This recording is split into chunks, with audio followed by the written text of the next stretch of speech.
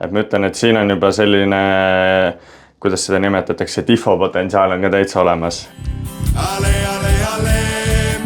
Esimene plaket, see on väga vinge, siin on näha, et siin on kõvasti ka selle disaini poolega vaeva nähtud ja äge ütlus on ka, et Tammeka võitlus lõpuni ja koos toome võidu koju.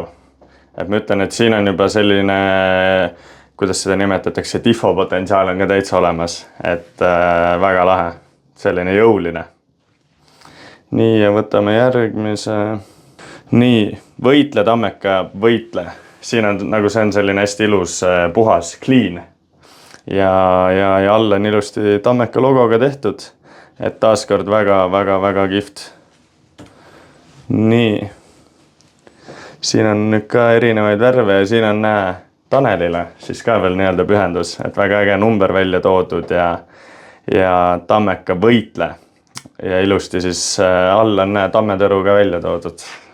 Et taaskord väga lahedalt tehtud. Nii, Tartu Tammeka võidab. Jee! Tartu Tammeka võidab. Ka väga lahe, siin on veel kleebitud juurde ka, ma vaatan. Good vibes, liblikad, be kind. Et taaskord väga lahedalt ja loominguliselt lähenetud. Et muljet avaldav.